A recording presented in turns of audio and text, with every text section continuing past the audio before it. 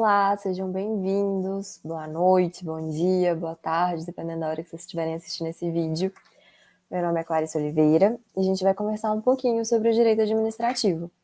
A gente começa as nossas aulas com alguns conceitos iniciais e hoje a gente começa falando um pouquinho sobre Estado, governo e administração pública. A gente começa com o conceito de Estado. O que é o Estado? O Estado, a gente está falando de uma entidade político-social que vai ser juridicamente organizada para executar os objetivos de uma soberania nacional. A gente está falando de uma forma de organização do poder político ao qual é reconhecida a legitimidade do uso da força. É uma forma de poder político que pode usar da força para que tenha ali a sua legitimidade reconhecida. Vale também a gente fazer algumas distinções em relação a Estado e nação. Por quê? A nação, ela pode existir mesmo antes do Estado ou mesmo independente dele. Quando a gente fala de nação, a gente está falando de uma comunidade de pessoas, que elas vão ser ligadas ali por um caráter social, por um caráter étnico, por um caráter religioso, cultural, que faz com que elas se juntem, com que elas se aglomerem e criem ali uma sociedade. Quando a gente vai falar de Estado, a gente vai falar de uma entidade, de uma organização jurídica, de um conjunto de pessoas que vão formar uma sociedade. Mas nem sempre entre elas a gente vai ter ali um laço linguístico, ou um laço cultural, ou um laço religioso. A gente tem estados que vão ser formados por várias religiões, formado por pessoas que comunguem diferentes religiões, estados que vão ter pessoas com culturas completamente diferentes, alguns estados até que falem mais de uma língua, por exemplo, e principalmente quando a gente fala de nação, a gente está falando de uma realidade sociológica, de um conceito sociológico. Quando a gente fala de Estado, a gente está falando, por exemplo, a gente está falando com certeza de uma realidade jurídica. A gente pode citar, por exemplo, a nação judaica. Antes de existir o Estado de Israel, a gente já tinha a nação judaica. Era uma nação que não tinha um Estado propriamente falando, que não tinha ali um espaço geográfico com um poder soberano destinado a eles. A gente ainda tem algumas culturas, algumas nações que não possuem Estado. A gente pode falar de nações sem Estados, mas não necessariamente de um Estado sem nação. Dentro do conceito de Estado, a gente vai ter uma ou várias nações reunidas sobre o mesmo espaço geográfico. Ainda sobre Estado, a gente vai citar alguns elementos que vão formar esse Estado, que vão ajudar a constituir esse Estado. A gente pode falar de um elemento espacial, um elemento pessoal e um elemento organizativo. O que seria esse elemento espacial? O elemento espacial nada mais é do que aquele território, aquele espaço geográfico onde o Estado se encontra, onde a gente fala ali das fronteiras, por exemplo, daquele Estado. Quando a gente fala num elemento pessoal, a gente está falando do povo, as pessoas que vão formar aquela sociedade, que vão formar aquele Estado. Já o elemento organizativo, a gente está falando de um governo, de um poder que necessariamente vai ser soberano. Nesse contexto, alguns autores eles vão falar que também são elementos do Estado a soberania e o reconhecimento pelos demais Estados. Mas a gente entende que não. A soberania, na verdade, ela nada mais é do que parte desse elemento organizativo. A gente não vai falar de um governo se esse governo não tiver soberania, se ele não for um governo soberano. A gente não vai falar de um poder se ele não for soberano. Então, a noção de soberania, ela já está dentro desse elemento organizativo. E em relação ao reconhecimento pelos demais estados, embora ele seja extremamente importante quando o Estado vai ter relações com os demais estados, a gente vê ali na esfera internacional, não necessariamente é um elemento de constituição do Estado. O Estado não precisa desse elemento para se constituir. Existem estados que vão existir sem o reconhecimento de demais estados ou de alguns estados que não vão ali, por exemplo, se relacionar internacionalmente com alguns estados, mas vão se relacionar com outros. É um elemento importante, principalmente quando a gente fala de tratados, de relacionamentos internacionais, até em relação à própria soberania, para poder usar ali daquela força para que o Estado seja reconhecido, mas não é um elemento constitutivo. como eu disse, para a Constituição daquele Estado, a gente não necessariamente vai precisar que algum outro Estado o reconheça como tal. Então, a gente tem aqui, digamos assim, o tripé do Estado, que é o território, o povo e o governo. Então, vamos falar um pouquinho de cada um deles.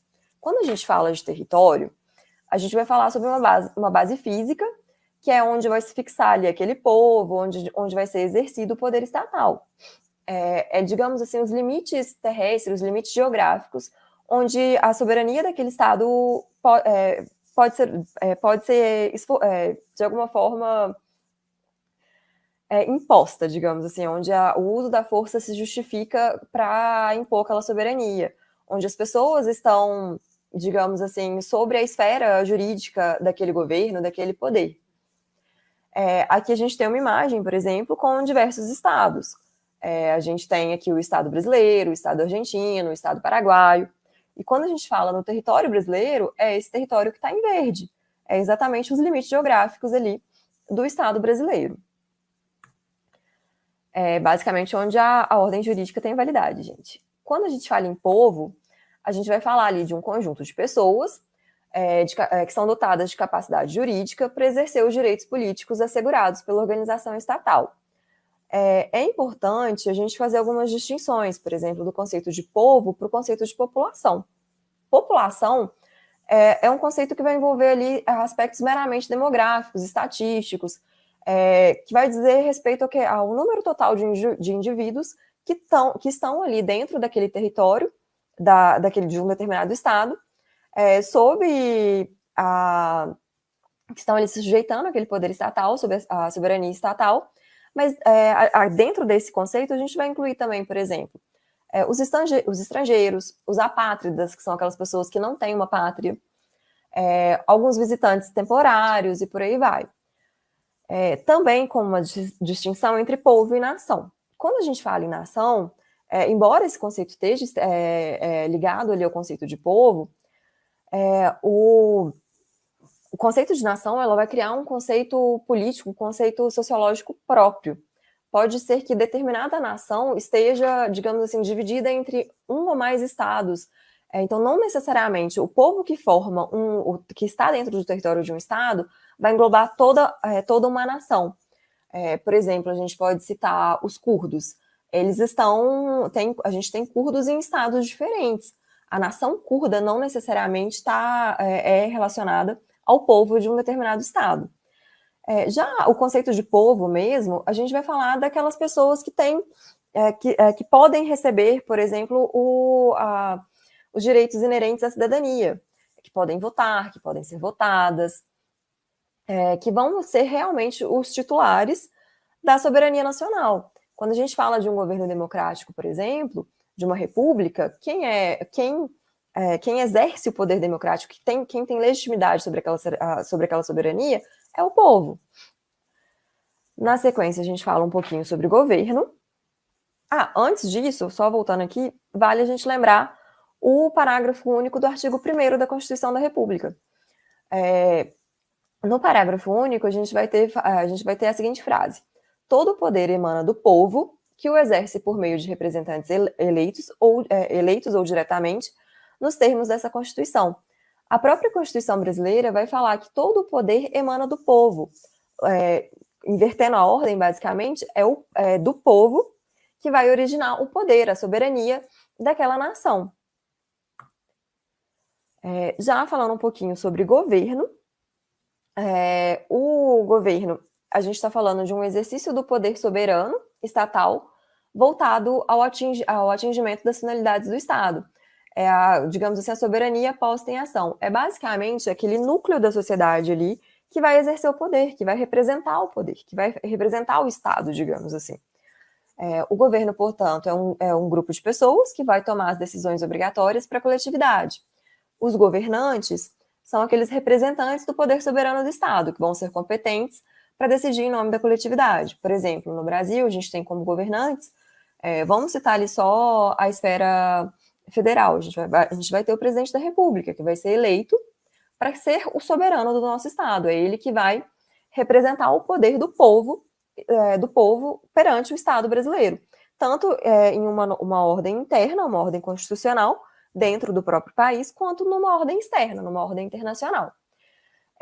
Para que o governo exista, para que a gente possa falar em um governo, a gente precisa falar em um governo soberano. E como que é formada essa soberania? A soberania tem como características, por exemplo, ser una. O que é uma característica, uma soberania una? A gente não pode falar de mais de um governo soberano dentro de um mesmo Estado. Então, ele é uno, só existe um. A gente não vai falar de um Estado com dois poderes soberanos, senão vai deixar de ser Estado. É um governo indivisível, o poder estatal ele não vai compartilhar aquela soberania, ele pode, sim, dividir ali funções, delegar funções, mas ele não vai dividir a soberania em si.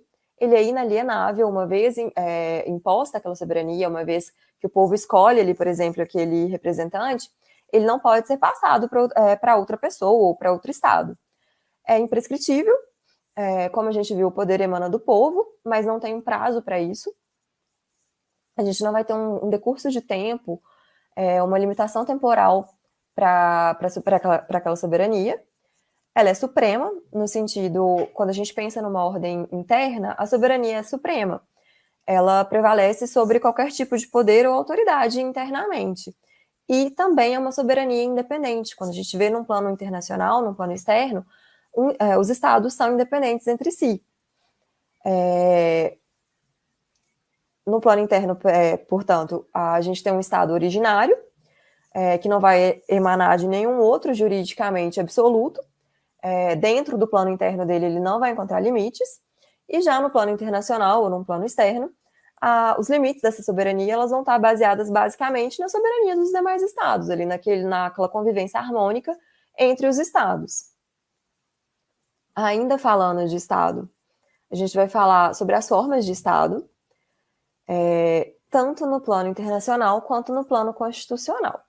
Quando a gente fala em formas de Estado com base no direito internacional ou no plano internacional, como está escrito ali, a gente vai ver os Estados como entidades unitárias. A gente está olhando para os Estados de fora, digamos assim, uma visão de fora. Nessa visão, a gente vai poder falar tanto em Estados compostos como em Estados simples. Os Estados simples vão ser aquelas formas estatais clássicas, onde a gente vai ter ali grupos populacionais, territórios tradicionais e um governo único. Por exemplo, o Estado brasileiro, o Estado americano, o Estado mexicano. Já os estados compostos, eles vão ser formados por 2 ou mais estados, com esferas distintas de poder governamental e um regime jurídico único. Dentro dos estados compostos, a gente pode citar alguns tipos de estados, alguns tipos de uniões, digamos assim, para ficar mais fácil de entender. Como união pessoal, a gente vai ter a associação de 2 ou mais estados distintos, mas com respeito à independência recíproca de cada estado. Eles não vão deixar de ser estados quando eles se unem. Eles vão se unir em razão da ascensão do governo de um único monarca. A gente tem como exemplo um exemplo histórico, que foi ali a União Ibérica, que foi formada pela união dos governantes de Portugal e Espanha, ali entre 1580 e 1620. Quando a gente fala em união real, a gente já está falando de uma união íntima e definitiva de 2 ou mais estados. Eles vão conservar, cada um, a sua unidade administrativa, a sua existência própria, mas eles vão formar uma só pessoa de direito jurídico, uma só pessoa de direito público internacional. Então, vai ser uma pessoa jurídica só, que vai responder perante os demais estados, mas administrativamente, dentro daquele estado, eles vão conservar ali a unidade deles, vão continuar existindo, digamos assim, 2 governos internos. A gente tem como exemplo, também um exemplo histórico, que é o Império Austro-Húngaro. Já na União Incorporada, a gente vai estar falando da união de 2 ou mais estados distintos para a formação de uma nova unidade estatal. Aqueles estados originais, eles vão deixar de existir. A gente tem um exemplo atual, que é o Reino Unido. É uma entidade político-social única, onde se convergiram ali 4 países para formar. A gente tem a Escócia, a Inglaterra, a Irlanda do Norte e o País de Gales formando o Reino Unido. E, por fim, em relação à confederação, a gente vai voltar nela mais tarde, Mas a gente está falando de uma liga de estados soberanos. Aqui a gente não está falando de união de um ou mais estados ali para uma pessoa jurídica una, ou então uma única pessoa de direito público internacional para lidar com os demais estados. Aqui a gente está falando de tratados internacionais mesmo. Aqueles estados vão ter ali um interesse único para formar a confederação por meio de tratado, eles vão continuar sendo soberanos, eles vão continuar sendo independentes, mas determinados assuntos no plano internacional, quem vai responder vai ser a confederação e não cada estado por si. Já no plano constitucional, a gente está falando a gente vai olhar o estado numa ótica interna, quando a gente olha para dentro, por exemplo, do Brasil. A diferença básica que a gente vai ver aqui é o grau de centralização. A gente vai ter estados centralizados e estados descentralizados. O estado centralizado, basicamente, é aquele governo que vai, digamos assim, aquele governo que vai exercer todos os poderes. A gente vai ver no próximo bloco os 3 poderes que formam, por exemplo, o Estado Democrático de Direito Brasileiro, que é o Poder Executivo, o Poder Administrativo e o Poder Judiciário. Quando a gente fala de um Estado centralizado, aquele governante ele vai exercer os 3 poderes. Aquele governo ali vai ter todos esses poderes centralizados na mão de uma pessoa só. Já quando a gente fala num Estado descentralizado, no Estado centralizado, por exemplo, gente, todos os deveres e os poderes daquela administração vão ser realizados diretamente por aquele governante. A gente não vai ter delegação de competência, por exemplo. O centro ali de poder, o centro de função, vai ser exercido diretamente. Já no Estado descentralizado, a gente vai ter uma delegação, uma descentralização de algumas dessas funções. Dentro dessa descentralização, a gente pode falar em estados unitários e em estados complexos. O que é a diferença? Nos estados unitários, quando a gente fala em descentralização, ela vai ser incompleta, não vai ser uma descentralização completa. Aquele poder central, ele vai sempre poder avocar, digamos assim, aquela competência que ele delegou. Então, se em algum momento ele fala assim, não, agora eu não quero mais que vocês criem leis, que vocês tragam leis originárias. Então, eu vou avocar de volta a competência legislativa para mim. E ele pode fazer isso, ele tem competência para tanto. Já nos estados complexos, vão ser estados que as competências políticas vão ser próprias e vão ser bem delineadas e descentralizadas. Elas não vão poder ser alteradas simplesmente pela vontade do governante. A gente vai ter ali uma constituição forte, firme, que vai delimitar certinho cada poder, cada competência, cada esfera, até onde eles podem atuar, até onde eles podem ir, onde estão os freios, os contrapesos deles, para que cada poder atue de forma harmônica e também independente. Por exemplo, o Brasil, os Estados Unidos, o México, a Alemanha e por aí vai. A gente vai falar um pouquinho ainda do Estado Federal. Quando a gente fala no Estado complexo, aqui atrás, a gente vai falar tanto de Estado Federal quanto as formas de Estados complexos podem ser Estados Federais ou os Estados Confederados. A gente começa falando do Estado Federal. O Estado Federal, ele vai surgir ali, ele vai ser constituído por algumas entidades parciais, que vão deter núcleos próprios de competências políticas, conservando a autonomia e personalidade jurídica de direito público interno. A soberania estatal e a personalidade jurídica de direito internacional vão se concentrar num único ente central, por exemplo, a União no Brasil, e aqueles estados-membros que vão ter, sim, poderes delegados, eles não vão poder manter relações internacionais próprias, por exemplo, com outros estados. A gente pode dar o exemplo da Federação Brasileira. A gente tem um ente central, que é a União, mas a gente também tem entes estaduais, que são os estados-membros.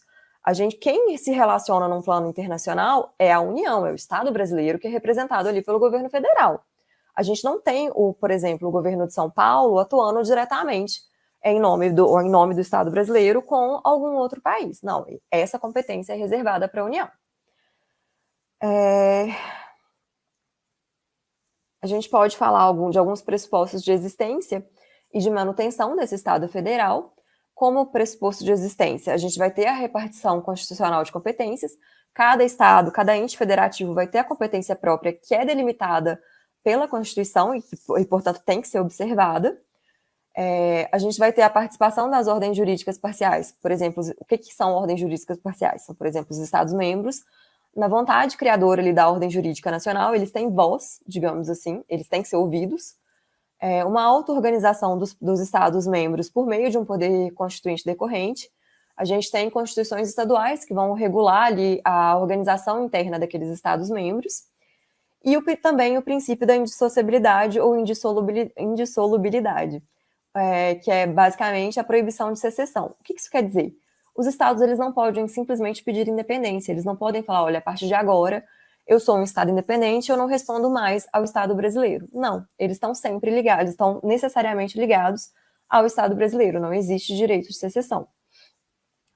A gente fala ainda de pressupostos de manutenção de um Estado federado, que é uma rigidez constitucional. A Constituição vai prever ali o limite de cada competência, o limite de cada poder, de onde pode ir cada ente federativo, cada poder pela tripartição de poder também, quando a gente fala de função legislativa, administrativa ou executiva. E a Constituição, ela necessariamente precisa ser observada. A gente vai ter também a existência de um órgão responsável pelo controle de constitucionalidade das leis e pela decisão dos conflitos de competências entre as entidades federativas. No Brasil, esse órgão é o Supremo Tribunal Federal, o STF, que vai exatamente, digamos assim, manter essa rigidez constitucional. Quando a gente fala ainda de federalismo, de estados federais, a gente pode ter um federalismo por segregação ou um federalismo por agregação. Qual que é a diferença? A gente vai começar pelo federalismo por agregação. Quando a gente fala de um federalismo por agregação, a gente está falando de estados pré-existentes, que eram estados soberanos, que vão abrir mão ali da soberania deles para formar uma federação, para formar um novo estado único.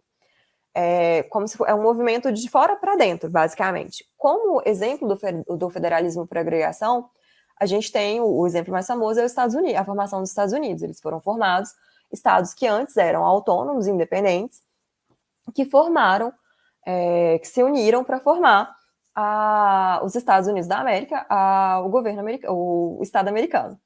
Já como federalismo por segregação, a gente vai ter um movimento contrário.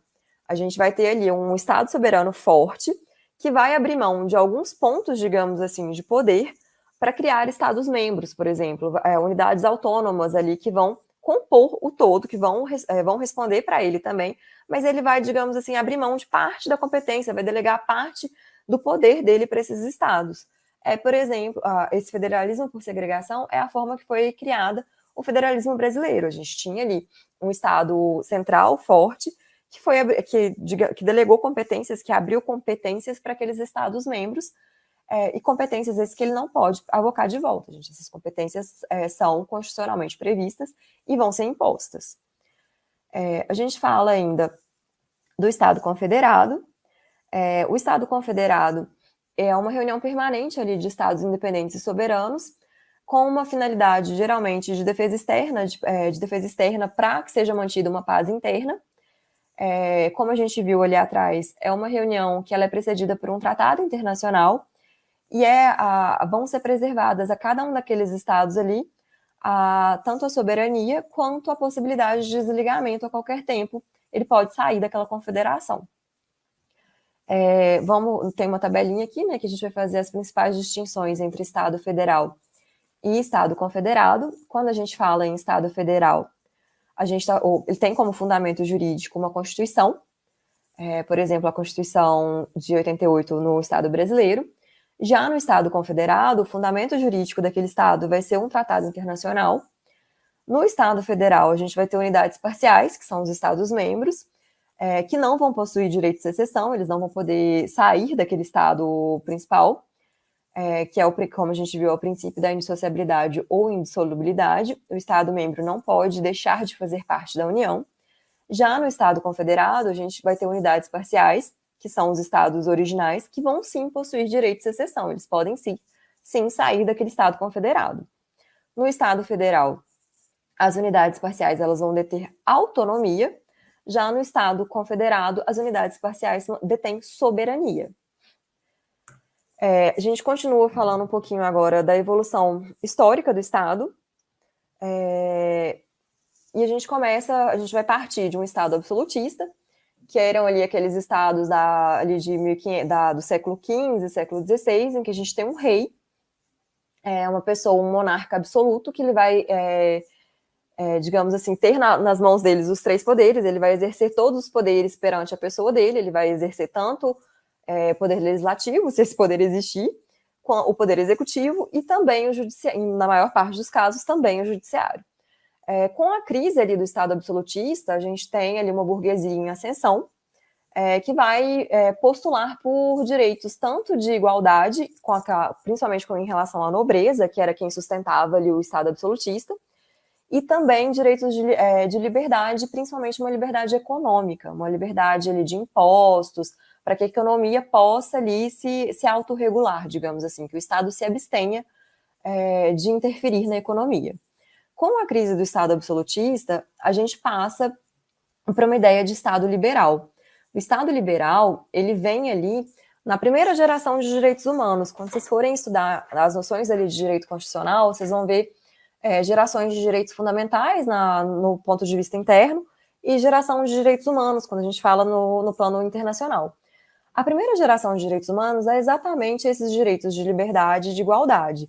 Aqui a gente fala de uma igualdade formal, gente. É uma igualdade, todo mundo é igual perante a lei, independente se essas pessoas têm diferença ou não. Então, esse Estado liberal, o importante para ele é falar, olha, Estado, eu sou cidadão e a minha vontade vale, o meu voto vale, e você vai se abster daqui para frente. A gente vai ter ali necessariamente a separação entre as funções do Estado, a gente vai ter um poder legislativo, um poder executivo e um poder judiciário, e a gente vai falar principalmente para esse executivo, olha, o seu poder está delimitado aqui, você só tem o poder executivo, você não tem nas suas mãos mais o poder legislativo, então não é você que impõe as normas, e você não tem, principalmente também, o poder judiciário. Com o Estado liberal, a gente passa a ter um estado de abstenção, digamos assim, ele vai se abster de interferir tanto, principalmente na economia. A gente tem uma frase, né, que chama laissez-faire, deixe fazer, deixe estar, deixe fazer, que a economia se autorregula sozinha. E a principal característica é essa, o Estado ele não é um Estado atuante, ele não atua em prol nem da economia, nem da sociedade. Isso é um ponto importante. Aqui a gente não tem o aspecto social do Estado, a gente não tem políticas sociais. E é exatamente nisso que a gente a crise do Estado liberal surge ali primeiro com uma crise econômica muito grande, que é em 1929, que é a quebra ali da Bolsa de Valor americana, que vai pressionar ali aquele Estado tanto para começar a voltar a interferir na economia, voltar não, né, a interferir de uma forma democrática na economia, e também, principalmente, criar políticas sociais. Aqui a gente tem, por exemplo, durante ainda o Estado liberal, crises trabalhistas muito grandes, crises sociais. A gente não tem regras trabalhistas, a gente não tem direito à saúde, direito à educação, nada disso. Então, a gente vai ter um apelo social para isso, e, partindo disso, criando o Estado Social, constituições, a partir de então, que vão impor uma atuação mais efetiva do Estado. A gente fala de tanto Estado Social como Estado de Bem-Estar Social, também é um sinônimo, que a gente vai partir, então, de uma perspectiva de um Estado atuante, um Estado que vai interferir não só na vida social, em aspectos sociais daquela população, tanto de direitos políticos, efetivamente, numa igualdade material. Quando a gente fala numa igualdade material, a gente está falando de, basicamente, tratar igual os iguais e tratar desigualmente os desiguais. Então, a gente vai ter ali políticas voltadas para os idosos, começar a ter políticas voltadas para os idosos, para as mulheres, para as crianças, para os trabalhadores, que são, digamos, considerados vulneráveis, que precisam de uma atuação maior. E principalmente políticas voltadas para a saúde, para o trabalho, para a educação. E em relação à economia, um Estado que vai interferir, que ele vai ter um interesse ali digamos assim, ele vai ser um Estado, de certa forma, econômico também. Ele vai ter empresas públicas, sociedades, vai interferir na economia de alguma forma. por meio ali também, principalmente tributação, tanto interna, externa, enfim, vai tentar regular ali baixas e altas da economia. Só que quando a gente fala na criação de um Estado social, a gente vai acabar criando um Estado atuante demais, um executivo que vai poder fazer muito. Isso cria um problema. Tanto no sentido de que a gente vai ter uma dívida externa aumentando muito, porque o Estado precisa de dinheiro, ele precisa de um substrato mínimo ali para poder efetivar essas políticas sociais, para poder garantir direitos de educação, de saúde, de trabalho. Ele precisa, de alguma forma, financiar isso tudo, e isso vem ali não só por meio de tributos, mas também por meio de empréstimos, enfim, vai criando uma dívida externa muito grande, e também um Estado que é extremamente atuante, ele praticamente deixa de ter limite. E qual o problema maior com isso? A gente vai começar a ter crises políticas, principalmente quando a gente vai falar ali de políticas públicas que vão começar a ser corrompidas. A gente vai falar de um aumento muito grande da corrupção, aquele agente ali que tem poder demais, enxerga poder demais e acaba se corrompendo. No final ali, no decorrer do século XX, final do século XX, a gente tem, então, essas crises do Estado Social, que vão culminar, a gente vai voltar a ter correntes falando ali, tipo, vozes falando, olha, é necessário que o Estado se abstenha, que a gente volta um pouquinho ali naquelas vozezinhas que falavam no Estado liberal, tipo, você não pode se interferir tanto na economia, você precisa se abster um pouco mais, mas ao mesmo tempo a gente também tem que garantir os direitos sociais. E junto com isso, a gente vai passando disso, a gente cria os direitos, a gente vai ver a terceira vertente dos direitos humanos. No Estado Social, a gente está ali na segunda vertente dos direitos humanos, que são os direitos de igualdade, os direitos sociais. Direito à saúde, à educação, como a gente falou. Já quando a gente sai do Estado Social para o Estado Democrático de Direito, a gente vai ter direitos novos sendo colocados em pauta. Por exemplo, uma proteção ambiental, direitos difusos, como a proteção dos consumidores, e por aí vai. Para isso, quando a gente fala num Estado democrático de direito, que é o Estado que a gente vive atualmente, é como se fosse uma ponderação entre o Estado social e o Estado liberal. A gente vai ter que ter uma abstenção do Estado em determinados setores, a gente precisa que a economia se regule de certa forma independente, assim, é sim necessária alguma, digamos assim, interferências pontuais do Estado na economia, mas não de uma forma tão forte como era no Estado Social. E a gente também precisa dar ainda de políticas sociais, mas também abrir essas políticas sociais para a sociedade como um todo também, englobar a sociedade nisso, para que seja feito de uma forma, digamos assim, sustentável. Bom, para terminar esse bloco, a gente vai passar um pouquinho do horário, a gente vai falar ainda das formas de governo. É rapidinho. A gente tem duas classificações, basicamente, para falar de formas de governo, que é a classificação de Aristóteles e a de Maquiavel. A gente começa com a de Aristóteles. Para ele, a gente vai ter governos normais, que vão ter por objeto o bem da comunidade, e os governos anormais, que são aqueles governos que simplesmente vão ter vantagens para aqueles governantes. Entre os governos normais, a gente vai citar a monarquia, que nada mais que é aquele governo de uma só pessoa, aquele governo do rei, por exemplo. O rei vai ter nas mãos deles os três poderes, digamos assim, as três funções do Estado.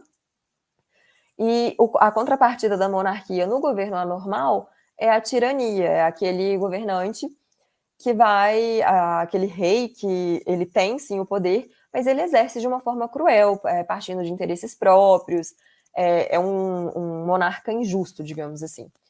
Ainda de forma de um governo normal, a gente vai falar da aristocracia. A aristocracia é o governo de poucos, é o governo de uma classe, por exemplo, geralmente atrelada à nobreza. Quando a gente fala na aristocracia em si, é uma classe que ainda assim vai ser a gente ainda assim vai ter um governo democrático, diz assim, o bem da comunidade, mas um governo exercido por uma classe superior. A contrapartida, o governo anormal em relação à aristocracia é a oligarquia. A gente vai sim ter aquela classe, mas ela vai passar a governar simplesmente por interesses próprios. Ela vai, de certa forma, deixar de observar os outros segmentos, as outras classes sociais. E, por fim, a gente tem como um governo normal a democracia, que é o governo do povo, a legitimidade daquele poder é do povo, que vai ali exercer de forma direta, de forma indireta ou de forma semi-direta. Diretamente é o povo exercendo aquele poder, aquele governo.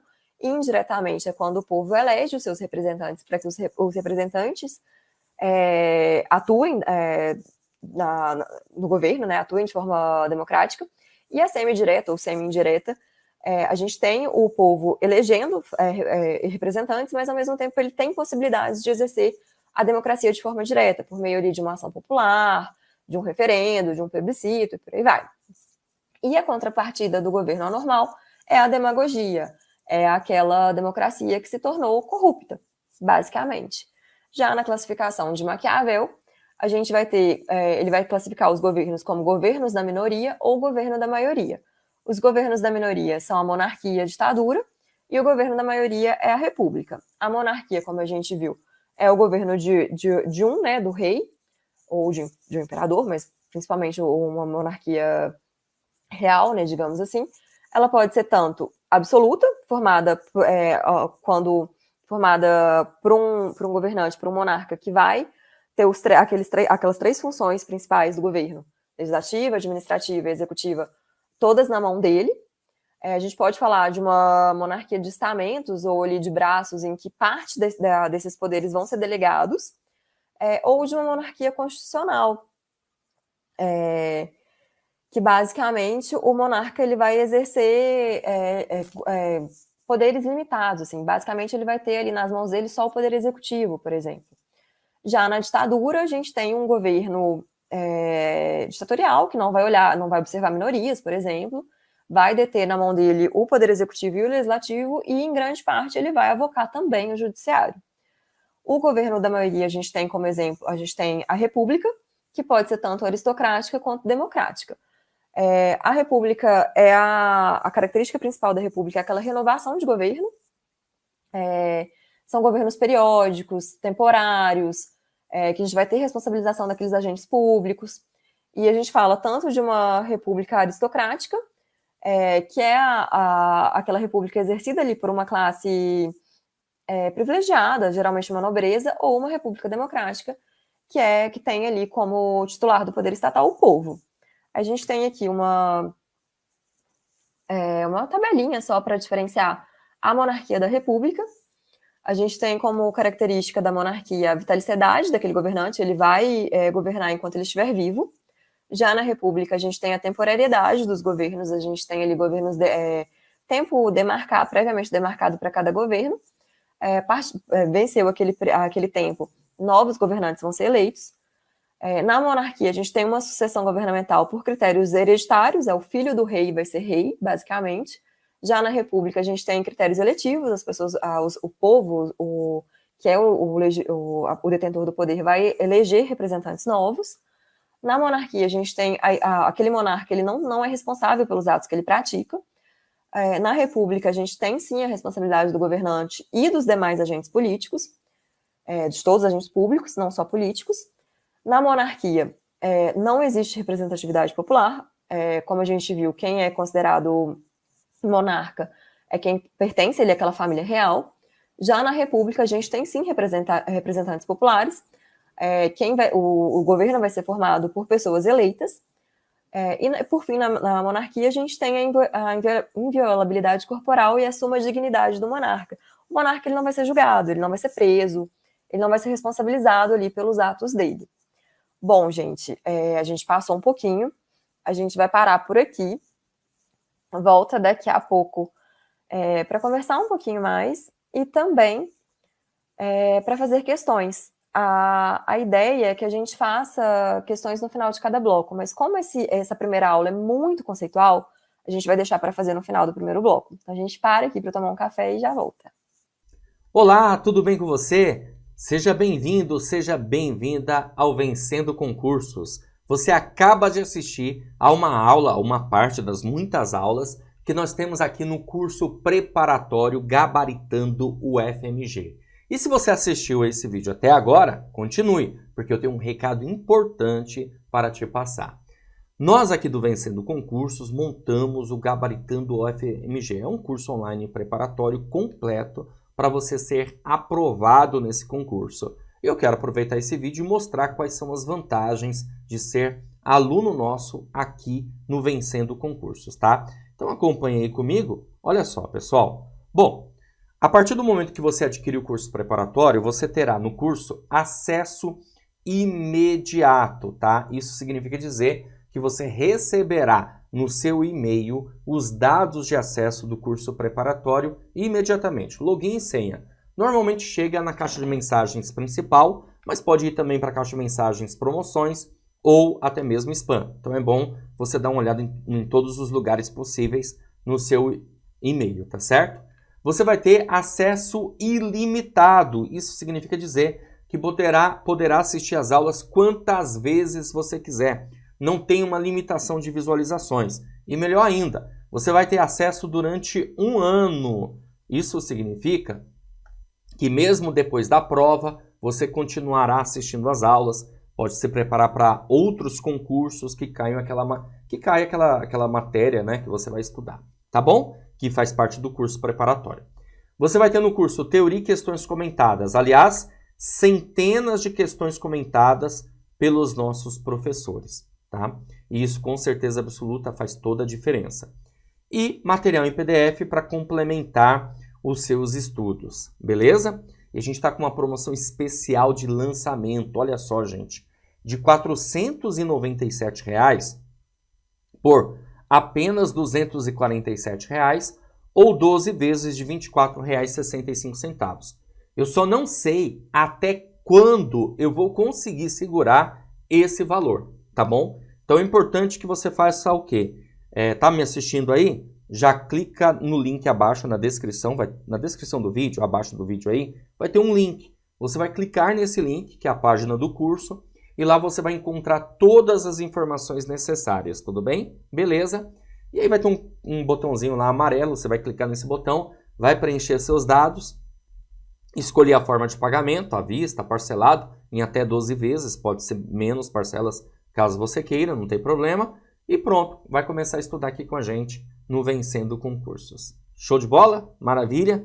Então é isso, gente. Olha, também tem o nosso WhatsApp, né? Nossa central de atendimento, 11 97465 6052. Caso tenha dúvidas, você pode chamar também nesse número e lá na página, como eu falei, né? Ou, se eu não falei, falo agora nesse momento. Tem um chat online, é só chamar alguém lá que o pessoal já está disponível para sanar suas dúvidas, caso você precise, tá bem? Então é isso, ó. Vou ficando por aqui. Um grande abraço para vocês e a gente se vê dentro da plataforma, hein? Clica no link aí abaixo do vídeo, já faz a sua matrícula e inicia os seus estudos. Grande abraço e até mais. Valeu, tchau, tchau.